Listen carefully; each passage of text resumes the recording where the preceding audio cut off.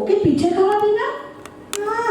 তোমার এত শক্ত তুমি করে খাও না, আমার বাপু অত ধৈর্য নেই। ওরে, আমার যদি সেই দিন থাকতো তাহলে আর তোকে বলতে হতো না, এর মধ্যেই আমি করে ফেলতাম। আমি কি আর ঘরে বসে আছি নাকি? নিজের স্কুল আছে, ঘরের কত রকম কাজ আছে বলতো। বাবা, এর মধ্যে ওদের পিঠেও তো খাওয়াতে হবে। আমি কি বাইরের কাজ করিনি নাকি রে? তাও তো তোদের পাটিসাপটা করে ছোট ছোট পুলি পায়েস করে এক সময় খাইয়েছি, সব সব ভুলে গেলি নাকি? মা দেখো, তখনকার দিনের সাথে না এখনকার দিনের তুলনা করো না। আমরা কত ভালোবাসতাম বলতো পিঠে খেতে।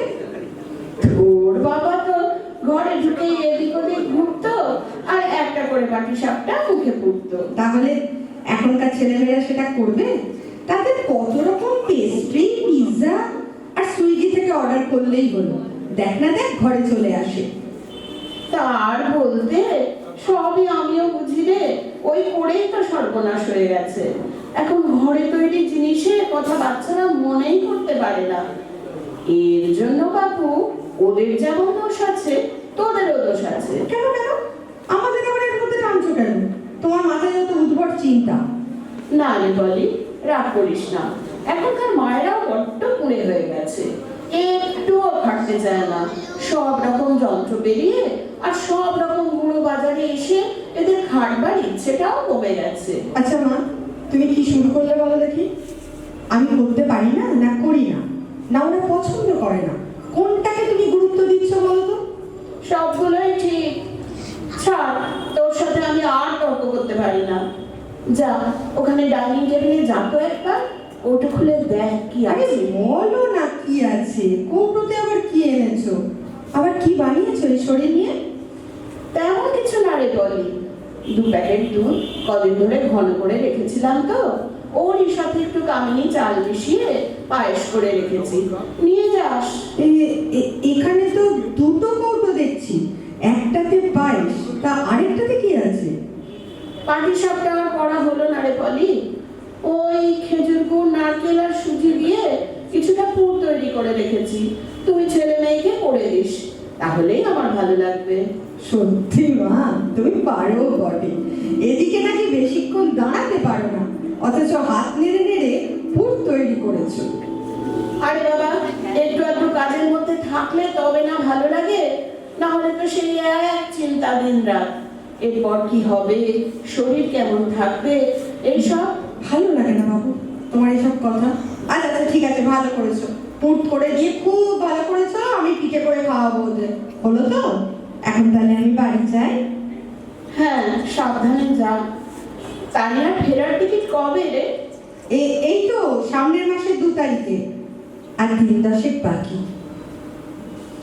এই এলো আবার এই ফুরুত, পরিযায়ী পাখি সব, খেজুরের গুড়ের মতো। ভালো বলেছো বাবা।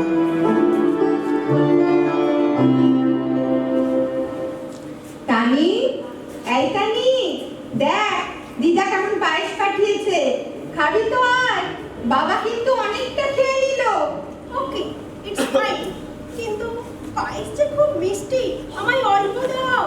আরে আগে খেয়ে দেখ না, তারপর বলবো। আয় তাড়াতাড়ি, তোদের এই সমস্যা, উঠতে বসতেই ডিম খাবার। কি বললে? খাবার মানে কি যে সব বাংলা বলো, আমি কিচ্ছু বুঝি না। আচ্ছা দাও অল্প। বাহ, বেশ লাগছে তো। আর আছে? কেন এখন চাইছিস কেন? এই তো বললি অল্প দিতে। দারুণ একটা সেন্ট আসছে তাই বলছিলাম। আরে ওটাই তো নতুন গুড়ের গন্ধ। কল্পনাদিকে তোর দিদা বলে রেখেছিল ওদের গ্রাম থেকে খাঁটি গুড় আনবার জন্য। কেন, এখানে পাওয়া যায় না বুঝি? পাওয়া যাবে না কেন? গুড়ের মধ্যে অনেক তারতম্য আছে। কি তো আমি আর তোমাদের কথা বুঝতে পারছি না। তোকে বুঝতেও হবে। কিরকম আওয়াজ হচ্ছে?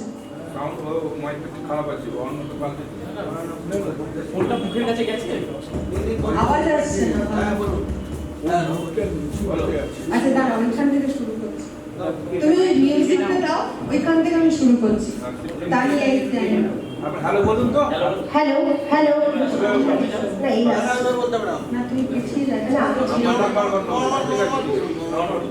হ্যালো ঠিক আছে ঠিক আছে ঠিক আছে।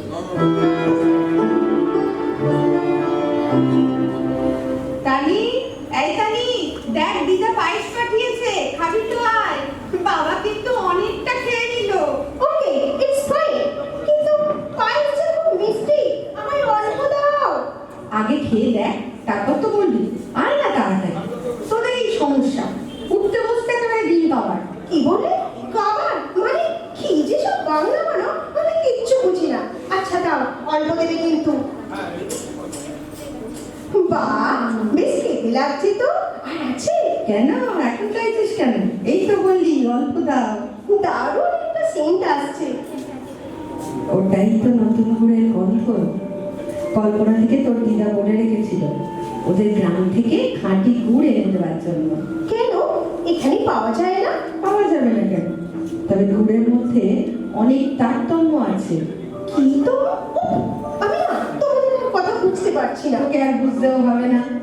গ্রামের সব খেজুর গাছ থেকে রস পেড়ে জাল দিয়ে নতুন গুড় তৈরি হয়। আচ্ছা আচ্ছা, আমি অনেক কিছু বুঝেছি, তোমাকে আর বোঝাতে হবে না। ও আরে তোমাকে তো বলতেই ভুলে গিয়েছিলাম। কি?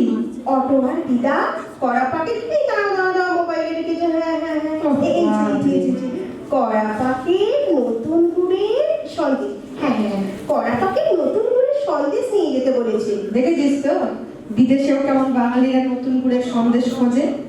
আসলে এর স্বাদ যারা পেয়েছে তারাই জানে এর মর্ম। কি বললে? মর্ম? ছাড়ো, আমি আর শুনতে পারছি না তোমার কথা। তুমি বরং দিদাকে সন্দেশ দিলে আমার বন্ধুদের জন্য কিছু দিয়ে দিও। আচ্ছা দিয়ে দেবো, দেখবি তখন তোর অন্য বন্ধুরা খুব চেটে চেটে খাবে। আচ্ছা মা, এই জিনিসটা কি সারা বছর পাওয়া যায় না? না মানে সন্দেশ তো আমরা সারা বছরই এখানকার দোকান থেকে কিনতে পারি, তাই বলেছিলাম। আসলে এই নতুন গুড় হলো তোদের মতো। আমাদের মতো মানে? এই তোরা যারা দেশ ছেড়ে বাইরে পড়তে যাস, চাকরি করতে যাস, তারা ক্রিসমাসের ছুটিতে এসে কয়েকদিনের জন্য ঘুরে যাস আমাদের আনন্দ দিতে। বাপরে, আচ্ছা তার সাথে নতুন গুড়ের ব্যাপারটা ঠিক বুঝলাম না। নতুন গুড় হলো তোদের মতো পরিযায়ী পাখি। শীতের সময় এখানে আসে কিছুদিনের জন্য, আমাদের মনে একটু আনন্দের দোলা দিয়ে আবার ফিরে যায় নিজের কাজের জায়গায়। তোমার চোখে জল কেন মা? তুমি কষ্ট পাচ্ছ? ও মা, এমন করে না প্লিজ, আমার মন খারাপ হয়ে যাচ্ছে। তোমাকে আর নতুন গুড়ের কথা বলতে হবে না, দাও আমাকে বরং একটু পায়েস দাও। এই জানে, আর তুই এত আনন্দ করে খেয়েছিস শুনলে না দিদারও খুব ভালো লাগবে। মা, আমরা চলো না কালকে ছোটবেলার মতো চিড়িয়াখানা যাই, তোমার পরিযায়ী পাখি আমি মাইগ্রেটরি বার্ড দেখতে। কি গো, যাবে দিদাকে নিয়ে? তুই যাবি? সত্যি যাবি? চল চল চল, তাহলে তোর বাবাকে বলি আর দিদাকেও বলি